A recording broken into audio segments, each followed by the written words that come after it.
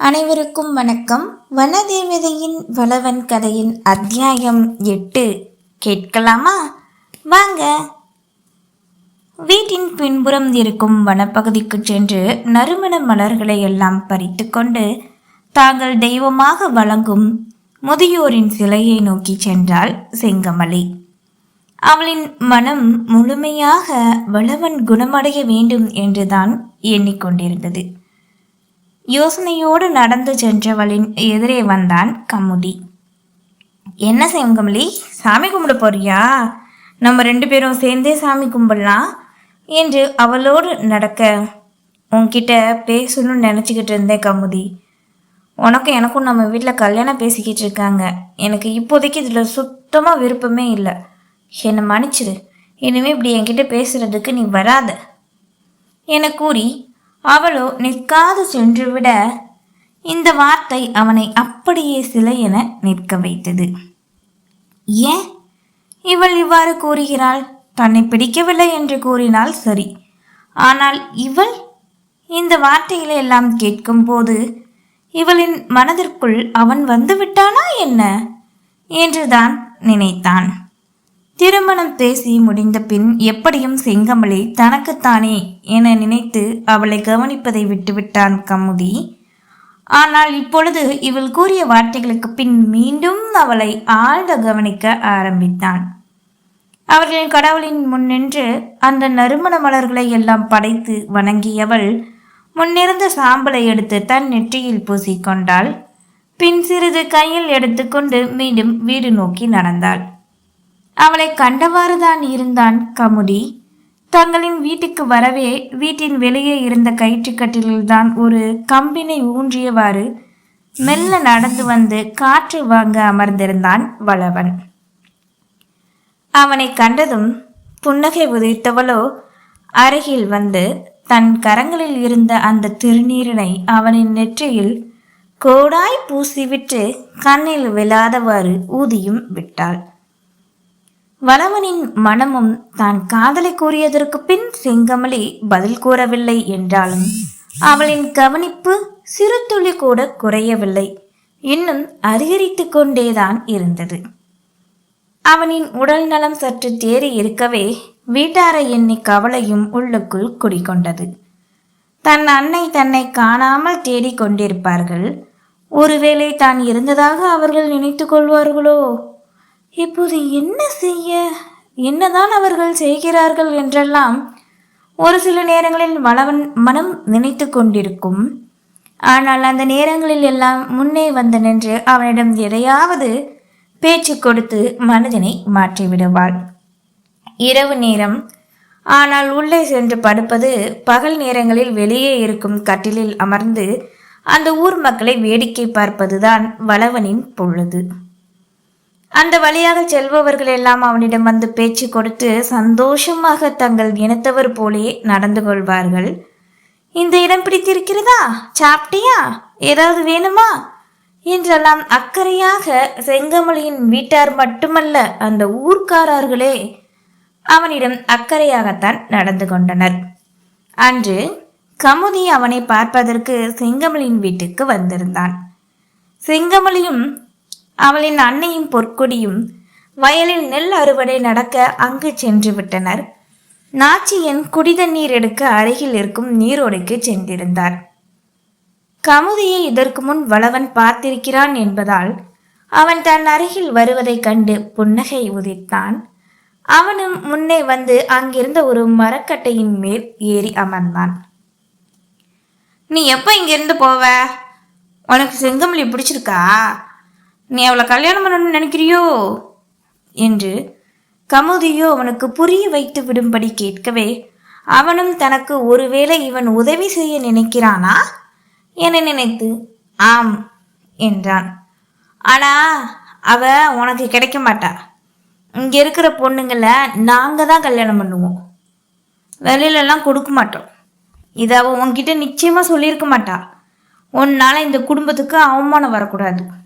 அதனால உனக்கு சரியானது நீ இந்த ஊரை விட்டு போயிரு. நானே உன்னை கொண்டு போய் பக்கத்தில் இருக்கிற ஏதாவது ஒரு டவுனில் விட்டுட்டு வந்துடுறேன். நீ அதுக்கப்புறம் உன் ஊரை பார்த்து போய்கிட்டே இரு என்று 1/2 மணி நேரமாக வளவனிடம் கூறிக்கொண்டிருந்தான். அவன் கூறுவதில் ஓரிரு வார்த்தைகள் அவனுக்கு புரிந்துவிட்டது. தன் முன் இருந்தவனுக்கும் செங்கமலிக்கும் திருமண பேச்சு நடக்கிறது. இங்குள்ள பெண்கள் இங்கே இருக்கும் ஆண்களை மட்டும்தான் திருமணம் செய்து கொள்வார்கள். அப்படி மீறினால் அவமானம் ஏற்படும் என்பதெல்லாம் இப்போதுதான் வல்லவனுக்கு புரிந்தது. அவனின் புறம் மட்டுமே யோசித்தான். தாங்கள் காதலித்து சம்மதம் கிடைத்துவிட்டால் திருமணம் செய்து கொள்ளலாம் என்றுதான் அவனின் எண்ணம் இருந்தது. ஆனால் தான் அப்படி செய்தால் அதற்கு அவளின் குடும்பத்தார் படும் அவமானம் இப்போதுதான் வல்லவனுக்கு எளிதாக புரிந்தது. அவளை திருமணம் செய்து கொண்டு நாம் போய்விடுவோம். ஆனால் இங்கு உள்ளவர்கள் தங்களை ஏற்றுக்கொள்ள மாட்டார்கள். அதனால்தான் தன்னிடம் அவள் காதலை கூற மாட்டேன் என்கிறாள் என்பதை புரிந்து கொண்டான். நேசம் கொண்ட ஆண்மகனுக்கு புரியாத பெண்ணின் விழிகள் சொல்லும் காதல் பாஷைகள் என்னவென்று.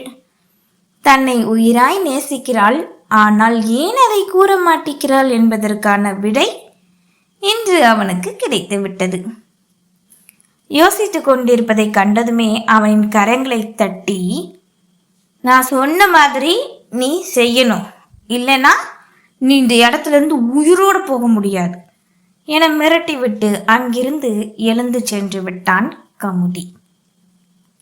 அந்த இரவு முழுவதும் வளவன் எதையோ யோசித்து கொண்டிருக்கிறானே என்ற நினைப்பில் அவனிடம், எதுவும் பிரச்சனையா, ஏதாவது தேவையா என்று மீண்டும் மீண்டும் வந்து கேட்டாள் செங்கமலி. அவனோ இல்லை என்று கூறிவிட்டான். ஃபாரஸ்ட் டிபார்ட்மெண்ட் ஆட்கள் வளவனை தேட முயற்சி செய்ய அவர்களின் தேடல் தோல்வியில்தான் முடிந்தது. 2 வாரங்களாக தேடி பார்த்தும் ஒரு பயனும் இல்லாது போக இதற்கு மேல் அவன் கிடைக்க மாட்டான் என்று தங்களின் உயர் அதிகாரியிடம் தகவல் கொடுத்து விட்டனர். அவர்களும் வளவனின் பெற்றோரிடம் அதை கூறிவிட்டனர்.